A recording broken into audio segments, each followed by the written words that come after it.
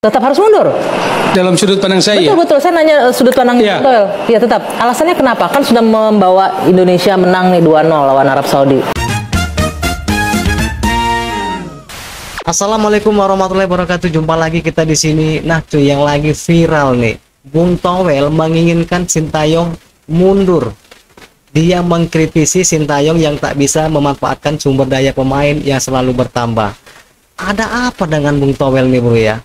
Meski mampu membawa timnas Indonesia menang melawan Arab Saudi, dia tetap kekeh ingin Sintayong itu melepaskan jabatannya. Nah, lebih jelasnya lagi kita simak videonya. Untuk itu kita intro dulu ya cuy.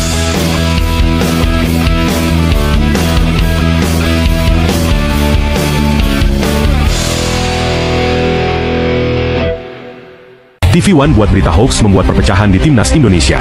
Kabar ini langsung dibantah oleh asisten pelatih, Nova Arianto, dan menuai respons keras dari netizen Indonesia. Berita tersebut bermula dari pertemuan yang diadakan oleh para pemain, termasuk Jai Idzes, sebelum laga melawan Arab Saudi. Dalam pertemuan tersebut, tidak ada staf maupun pelatih yang hadir.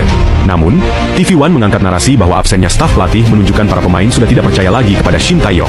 Nova Arianto segera memberikan klarifikasi melalui kolom komentar di akun Instagram TV One. Ia menegaskan bahwa pertemuan tersebut bukan hanya ide dari Jai Idzes, tetapi juga atas permintaan Sintayong sendiri.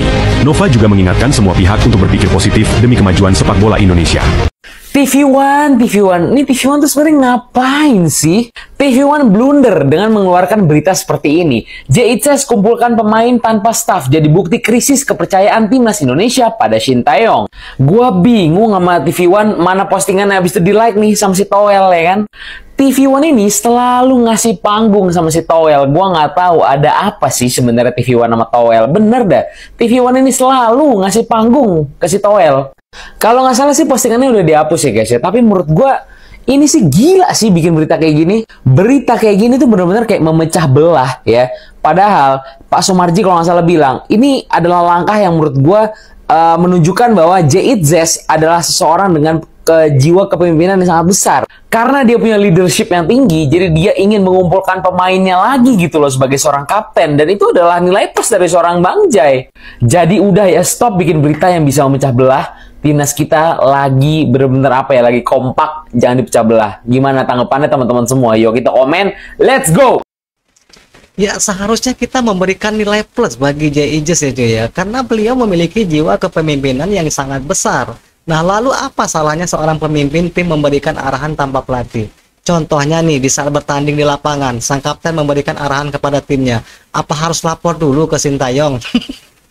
Jadi kalau menurut aku sih sah-sah aja cuy ya, kalau seorang pemimpin melakukan rapat dengan timnya tanpa sepengetahuan pelatih. Itu kalau tanpa sepengetahuan. Nah menurut berita tadi cuy ya, itu kan diketahui oleh Sintayong sebenarnya. Nah jadi kalau tanpa sepengetahuan pelatih, itu tandanya dia adalah seorang pemimpin yang bertanggung jawab dan berjiwa besar. Nah seharusnya nilai plus lah kita berikan kepada Jai Idzes. Nah kenapa harus dipermasalahkan?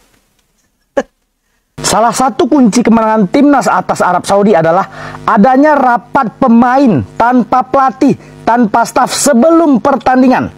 Rapat atau meeting ini diinisiasi oleh Kapten Timnas Jai Idzes.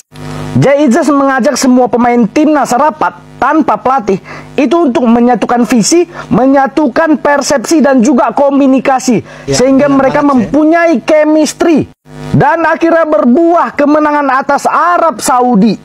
Fakta ini menunjukkan kalau Jai Idzes itu bukan sekedar kapten biasa, tapi dia adalah kapten dengan kualitas luar biasa. Nah, pertanyaan terbesarnya adalah, apakah saat melawan Australia nanti kapten akan dikembalikan ke Asnawi atau tidak?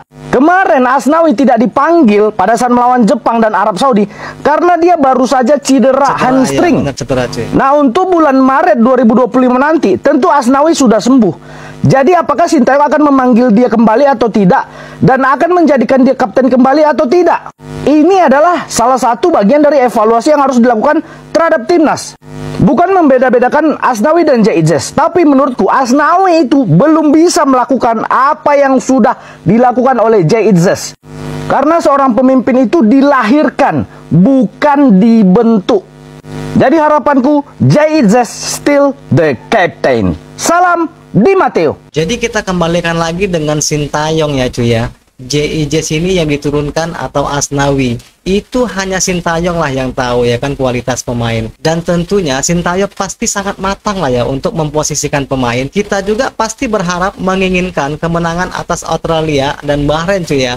Jadi siapapun yang diturunkan, intinya tujuan kita semua Indonesia bisa lolos ke Piala Dunia ya kan. Oke, kita lanjut. Setelah lawan Jepang, ternyata abis lawan Arab Saudi menang. Gimana tuh? Masih pengen mundur nggak ini STY-nya? Dalam sudut pandang saya, ya Iya tetap seperti itu kesimpulannya. Tetap harus mundur? Dalam sudut pandang saya, Betul, saya nanya sudut pandang Iya. Noel. Ya tetap. Alasannya kenapa? Kan sudah membawa Indonesia menang nih 2-0 lawan Arab Saudi. panjang alasannya. Karena saya mengamati dia sejak hadir di sini kan. Perjalanan dia sejak AFF 2020, 2022. Lalu perjalanan dia memimpin tim nasional. Lalu datangnya naturalisasi 1 per 1, 2 per 2 gitu, 2 orang, 1, 2 sampai sekarang. Lalu saya bicara tentang kualitas permainan. Menurut Anda kualitas pemain juga nggak bagus? Insight. Ya kalau kita cukup lihat hanya menang, oke ya hore-hore aja cukup. Ya kalau kita menang ya jangan bukan hore-hore aja loh. Itu memang kualitasnya itu berbeda saat ini. Tapi saya ingin memberikan sudut pandang lain gitu loh, insight terhadap kualitas itu. Apakah kualitas permainan itu sepadan dengan apa yang sudah didorong, ditambahkan, diberikan dengan naturalisasi itu? Saya apresiasi kemenangan itu 2-0, yes. Tapi kalau kita ingin melihat kualitas permainan, maka lihatlah statistik permainannya, statistik pertandingannya. Jadi kemenangan diapresiasi, tapi statistik permainan tidak bagus. Itu mencerminkan kualitas permainan. Oke. Ya semuanya itu kan butuh proses bertahap.